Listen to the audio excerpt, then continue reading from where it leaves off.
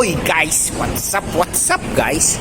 Meron na naman ako ibabahagi sa inyo na konting-konting kaalaman lamang. Alam nyo ba kung anong ibig sabihin ng amen na ginagamit nyo? Gusto nyo malaman? Let's watch this!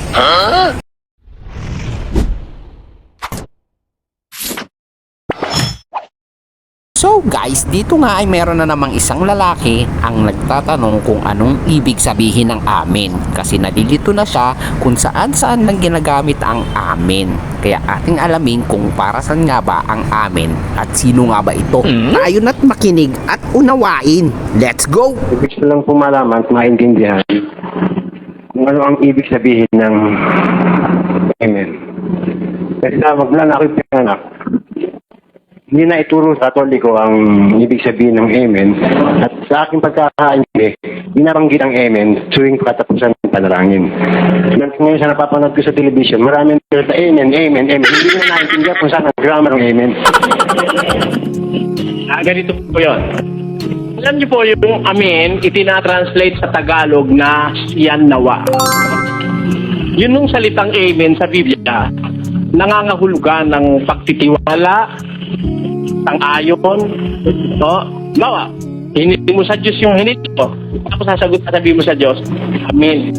Ibig sabihin, sinasampalatayanan mo, at tanggapin mo, nandun ang iyong pag-asa mangyayari yung binanalangin mo. Kaya nga, sa Tagalog, siyan nawa ang pagkakasalin.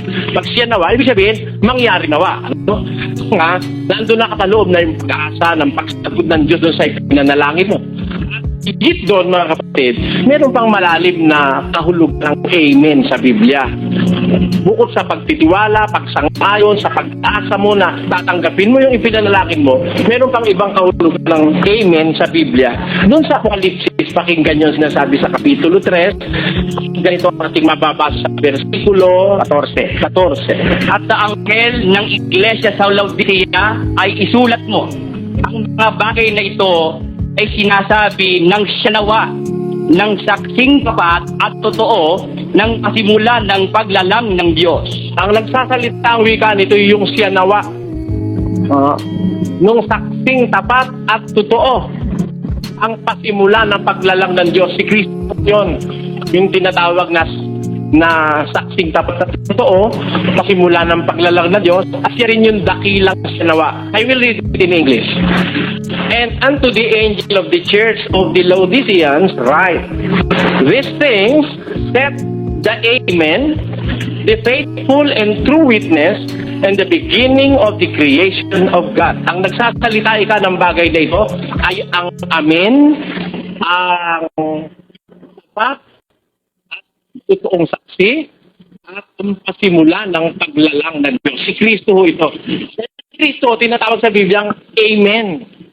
Kasi na kay Kristo ho ang pagpapangyari ng hinihiling mo sa Ama. Pagka hiniling mo kay Kristo, ang hinihiling mo sa Ama, pangyayarihin ng Ama at ni Kristo. Kaya si Kristo tinatawag sa Biblia dakilang Amen. Amen. Pag-asa ng pagkapangyari ng hiniling mo, pag-ayon mo sa kagustuhan ng Diyos, kaya ka nagsalitang Amen. Kaya nga nagtataka ako doon sa iba, nagpabinyag. Bininyagan yung bata 3 buwan. Yo te bautizo en el nombre del Padre, del Verbo, del Espíritu Santo. Sabi nung sakristan, Amen. Ano ibig sabihin? Sino sumang-ayon? Yung sakristan. Sino tumanggap? Yung sakristan. Kaya ang nabautismuhan, hindi yung bata. Yung bata, wah! Yung sakristan, amen, tinatanggap ko ang ibig sabihin. Pinagtitiwalaan ko, tinatanggap ko. Ha? Pinaasahan kong tatanggapin. Yan nawa, yung amen, yung nakahulugan. Sino tumanggap? Yung sakristan. Kaya yung sakristan, no, sobra-sobra na binyag mo. Mali na sa Biblia. Dahil kung 100 beses nagbinyag yung pari sa isang araw, 100 beses siyang umamin, 100 beses siyang nabinyagan. Eh sa Biblia, isa lang ang binyag. Eh yung bata naman, kawawa naman, hindi naman nabinyagan dahil hindi makasagot ng amin eh. Ang sinasagot eh, Yoko! Ay, kaya, alam nyo yung paggamit lang ng amin, marami na. Eh ngayon no nagsasalita yung pastor. Di ba mga kapatid, pogi ako? Amen! Binong Bino mo kagagutuhan yun? Pati yung pagkapogi ng pastor, nilalagyan ng amen. Malalim na kahulugan ng Biblia, si Kristo yung amen. Biro mo? 3:14 ng Apokalipsis. Si Kristo yung amen. Siya ang siyanawa. Siya ang saksing tapat. Ang kasimula ng paglalang ng Diyos. Kaya mali ang paggamit ng amen. Pero kung titignan mo po, talagang kahulugan ng amen, nandun yung pag-asa ng pagkapangyari ng hinihiling mo sa Diyos. Pagsang-ayon mo sa Diyos, pagpapailalim mo sa Diyos, pagkagat ng kalooban ng Diyos ukol sa iyo. Yun ang kahulugan ng salitang amen, ayon sa Biblia. Yun punong-puno ng pag-asa, titiwala at pagsang-ayon sa Diyos. Yun ang pinakasusi ng bawat panalangin ng isang Kristiyano. Amen. Yung iba kung umamen, amen and amen and amen. Sabi ko nga, itong mga born again, karamihan sabi born again daw sila. Hindi totoong yan yung mga born again. Paggamit lang ng amen, di nila alam Amen and amen. Saan ka nakakita may pangalawang amen sa Biblia? O wala ka na lang masabi kaya dinadagdagan mo? Amen and amen. Nahulog yung ballpen. Hallelujah, praise the Lord. Amen.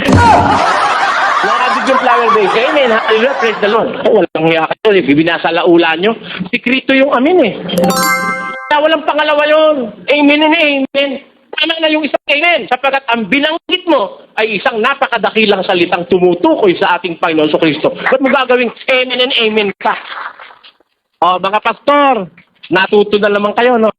Sige. Aabangan ko, aalisin nyo na yung amen and amen. Natutuwa naman ko pag natututo kayo Dahil nakinabangan ng kapwa ko taong inaakay nyo. Malay nyo, ayaw sumama sa akin. Gusto talaga sa inyo. At least matuto naman sila ng kapirasong katwiran. Dahil lang hindi nyo mabubuo.